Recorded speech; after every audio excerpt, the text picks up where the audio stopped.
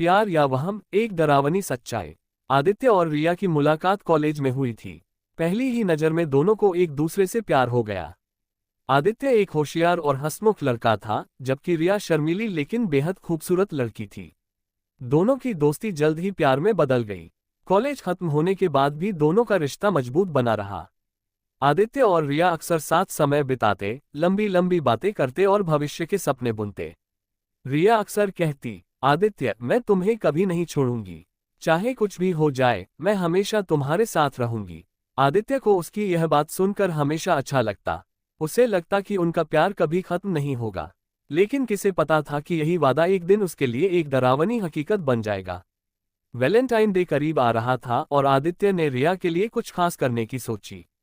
उसने शहर के एक शानदार कैफे में टेबल बुक की, उसे गुलाबों और कैंडल से सजाया और अपनी गर्लफ्रेंड को सरप्राइज देने का प्लान बनाया। 13 फरवरी की रात उसने रिया को मैसेज किया, कल मिलते हैं, तुम्हारे लिए एक सरप्राइज है। रिया ने रिप्लाई किया, ठीक है, कल 7 बजे उसी जगह पर। आदित्य बहुत उत्साहित था। उसने अपने लिए एक स्टाइलिश ब्लैक सूट निकाला और वैलेंटाइन डे के दिन समय से पहले कैफे पहुंच गया। शाम के 7 बजे कैफे में हल्की रोशनी थी, रोमांटिक म्यूजिक बज रहा था। आदित्य ने एक खूबसूरत टेबल बुक करवाई थी, जो लाल गुलाबों और कैंडल्स से सजी थी। तभी दरवाजे से ठंडी हवा चली और रिया अंदर आई।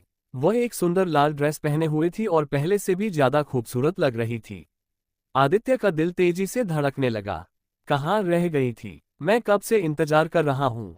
उसने शिकायत की। सॉरी, थोड़ा लेट हो गई, रिया ने मुस्कुराते हुए कहा। दोनों ने साथ में डिनर किया, खूब बातें की और फिर कैफे के डांस फ्लोर पर गए। दोनों ने एक दूसरे की बाहों में बाहें डालकर डांस किया।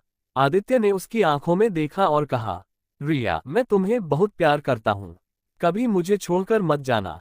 रिया ने हल्की मुस्कान दी और कहा, मैंने तुमसे पहले ही कहा था ना, मैं तुम्हें कभी नहीं छोड़ूंगी। उस रात दोनों ने साथ में खूब वक्त बिताया। फिर रात के 11 बजे रिया ने कहा कि उसे अब घर जाना होगा। आदित्य ने उसे गले लगाया और बाय किया। अगली सुबह जब आदित्य उठा तो उसके चेहरे पर मुस्कान थी। वह अब भी कल की रात के बारे में सोच रहा था। लेकिन जब उसने फोन उठाया और रिया को कॉल किया तो फोन स्विच ऑफ था।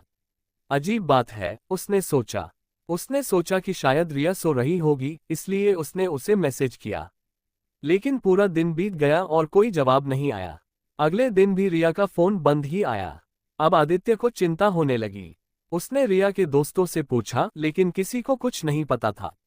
आखिरकार उसे याद आया कि रिया ने एक बार अपनी माँ के घर का पता बताया था। जब वह रिया के घर पहुंचा तो दरवाजे पर उसकी माँ खड़ी थी। उनके चेहरे पर उदासी और दुख साफ नजर आ रहा था। आंटी, रिया कहाँ है? वह 2 दिन से गायब है, आदित्य ने घबराते हुए पूछा। रिया की माँ की आंखों में आंसू आ गए। बेटा, रिया तो 10 दिन पहले ही एक एक्सीडेंट में मर चुकी है, उन्होंने कांपती हुई आवाज में कहा। आदित्य के पैरों तले जमीन खिसक गई। नहीं आंटी, ऐसा नहीं हो सकता। वैलेंटाइन डे पर वो मेरे साथ थी, हमने डिनर किया, डांस किया। कैसे कोई मरा हुआ इंसान मेरे साथ हो सकता है? रिया की माँ फूट फूट कर रोने लगी। बेटा, मुझे माफ कर दो, लेकिन ये सच है। उसकी आत्मा शायद तुम्हें छोड़कर नहीं गई थी। आदित्य को अचानक रिया की वो बात याद आई। मैं तुम्हें कभी छोड़कर नहीं जाऊंगी, मरने के बाद भी नहीं। आदित्य तेजी से उसी कैफे में पहुंचा जहां उसने रिया के साथ वैलेंटाइन डे मनाया था।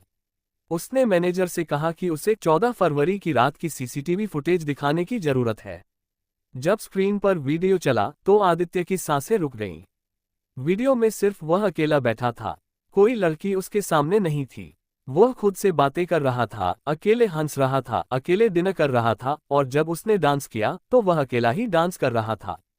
कैफे के अन्य लोग भी उसे अजीब नजरों से देख रहे थे। आदित्य की आंखों में आंसू आ गए। उसे अब समझ आ चुका था, रिया सच में इस दुनिया में नहीं थी। लेकिन फिर भी उसने उसे महसूस किया था, छुआ था, उसके साथ वक्त बिताया था। तो क्या ये प्यार था या कोई वहम? आदित्य अब रिया की यादों में खो चुका था। वह जहां भी जाता उसे लगता कि रिया उसके साथ है। वो उसकी आवाज सुनता, उसकी हंसी सुनता और कभी कभी तो उसे महसूस भी करता। रिया ने कहा था, मैं तुम्हें कभी छोड़कर नहीं जाऊंगी। शायद वो अब भी अपने वादे पर कायम थी।